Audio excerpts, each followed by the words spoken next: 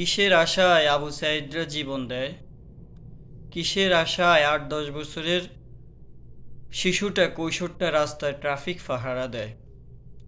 কিসের আশায় গ্রামগঞ্জের পাড়া মহল্লার উদীয়মান তরুণ সমাজ, তরুণ যুবক রাস্তায় ট্রাফিক সিগন্যালের কাজ করে? কিসের আশায় রাত্র জেগে সমাজকে পাহারা দেয়? সেটা হলো দেশপ্রেম। এই দেশপ্রেম যদি না থাকতো তাহলে আজকের এই বিজয় কখনোই অর্জিত হতো না। আপনার যদি কোনো সাধারণ স্বার্থ থাকে, যদি ক্ষুদ্র স্বার্থ থাকে, তাহলে আপনি বুলেটের সামনে দু হাত উঁচিয়ে বুক পেতে দিতে পারবেন না। আপনার যদি ক্ষুদ্র স্বার্থ থাকে, ব্যক্তি স্বার্থ থাকে, তাহলে পঙ্গপালের ন্যায় হাজার হাজার লক্ষ লক্ষ কোটি কোটি মানুষ রাস্তায় নেমে পড়তো না। আমি শ্রদ্ধাভরে স্মরণ করি সকল শহীদ, আহত আমার ভাই বোনদেরকে এবং তার পরিবারের প্রতি আমি সমবেদনা জানাই। তারা বুকে তাজা রক্ত ঢেলে দিয়ে ব্যক্তি স্বার্থ চিন্তা না করে জাতীয় স্বার্থকে প্রাধান্য দিয়ে তারা দুনিয়া থেকে চলে গেছে। আমাদেরকে বৈষম্যহীন সমাজ গড়ার সুযোগ করে দিয়েছে, আমাদেরকে দ্বিতীয় স্বাধীনতা এনে দিয়েছে। এখন এই দ্বিতীয় স্বাধীনতা আমাদেরকে ধরে রাখতে হবে। এই দ্বিতীয় স্বাধীনতা পরাস্ত করার জন্য, অম্লান করার জন্য আপনারা জানেন বহু মহল আছে চক্রান্ত অলরেডি শুরু করে দিয়েছে। আপনারা জানেন আবু সাঈদের ছিল অতি দরিদ্র ফ্যামিলির ছেলে, অত্যন্ত মেধাবী ছিল। সর্বপ্রথম সে শহীদ হয়। সে যখন বুলেটের সামনে নিজের বুক পেতে দেয়, সে ভাবতে পারতো যে আমি যদি শহীদ হই, আমি যদি মারা যাই, আমার পরিবারে কি হবে, আমার পরিবারে কে হাল ধরবে। তখন সে কিন্তু তার পরিবারের চিন্তা করে নাই, সে দেশপ্রেমে উদ্বুদ্ধ হয়ে দেশের জন্য শহীদ হয়েছে। আজকে দেখবেন রাস্তায় ৮-১০ বছরের ছেলে মাঝ রাত পর্যন্ত ট্রাফিক পাহারা দেয়, ট্রাফিক সিগন্যালের কাজ করে।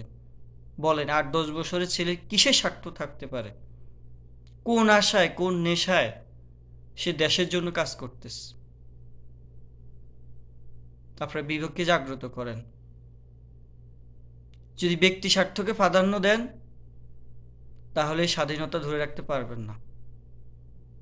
যদি একথা ভাবেন যে আমি সুবিধা নেব স্বাধীনতা থেকে, আমি কোনো কাজকর্ম করব না, আমি রাজনীতি করে চলবো, রাজনীতি করে খাবো, তাহলে স্বাধীনতা ধরে রাখতে পারবেন না। বৃহৎ কিছু অর্জনের জন্য ক্ষুদ্র স্বার্থগুলো ত্যাগ করতে হয়। আপনারা প্রত্যেকে আপনাদের ব্যক্তি স্বার্থকে বিসর্জন দেন, জলাঞ্জলি দেন। ইনশাআল্লাহ জাতীয় স্বার্থ তৈরি হবে, জাতীয় অর্জন তৈরি হবে, জাতীয় উন্নতি তৈরি হবে। আপনি যদি আপনার ব্যক্তি স্বার্থ যদি বিসর্জন দিতে পারেন তাহলে জাতি উন্নত লাভ করবে। জাতি উন্নত লাভ করলে আপনি যেটা নিয়ে চিন্তিত, আপনার পরিবার, আপনার সন্তান নিয়ে চিন্তিত, আপনি ইনশাল্লাহ আপনার সন্তানের ভবিষ্যৎ, সুন্দর ভবিষ্যৎ গড়ার দায়িত্ব জাতি নেবে। আর আমি আপনি যদি ব্যক্তি স্বার্থ আশা করি যে আমি যদি এখন যদি রাজনীতি না করি তাহলে আমার পরিবার কী নিয়ে চলবে, কীভাবে খাবে, আমি যদি আয় ইনকাম না করি, আপনি রাজনীতি করে খেতে হবে কেন? হারাম টাকা আপনাকে খেতে হবে কেন? টেন্ডারবাজি করে খেতে হবে কেন?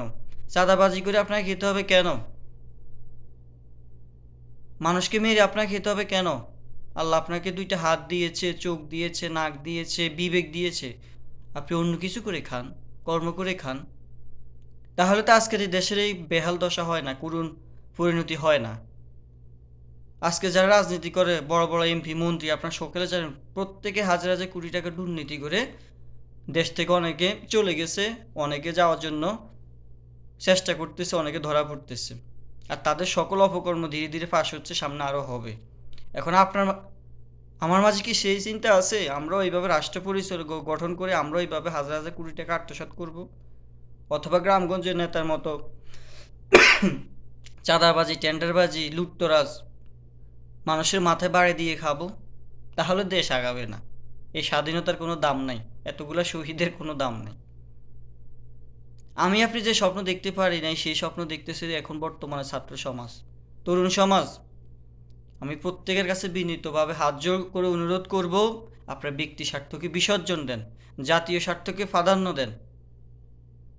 ইনশাল্লাহ এই জাতি, যে জাতীয় স্বার্থকে আমরা প্রাধান্য দিতে পারি, জাতি এমনভাবে গঠিত হবে যারা আপনার সন্তানের, আপনার পরিবারের সুন্দর ভবিষ্যৎ গড়ে দিবে। তো প্রত্যেকের কাছে আমি উদাত্ত আহ্বান জানাবো, আপনার দেশপ্রেমটা নিজের ভিতরে জাগ্রত করেন, ব্যক্তি স্বার্থকে বিসর্জন দেন, তাহলে ইনশাআল্লাহ আগামীর বাংলাদেশ হবে সুখী, সমৃদ্ধ, উন্নত একটি দেশ। বহির্বিশ্বে আমরা আর গরিব দেশ হিসেবে বাঁচতে চাই না। বহির্বিশ্বে আমাদেরকে অনেক তুচ্ছ লাঞ্ছনা করে। আমরা বহির্বিশ্বে মাথা উঁচু করে গর্ব নিয়ে বাঁচতে চাই। সেই পথ আমাদেরকে তৈরি করতে হবে, বা সেই পথ তৈরি হয়ে গেছে। এখন আমাদের প্রত্যেকের, আমাদের তরুণ শিক্ষার্থীদের মাঝে তাদের সাথে আমাদেরকে একত্রতা পোষণ করে তাদের সাথে থাকতে হবে।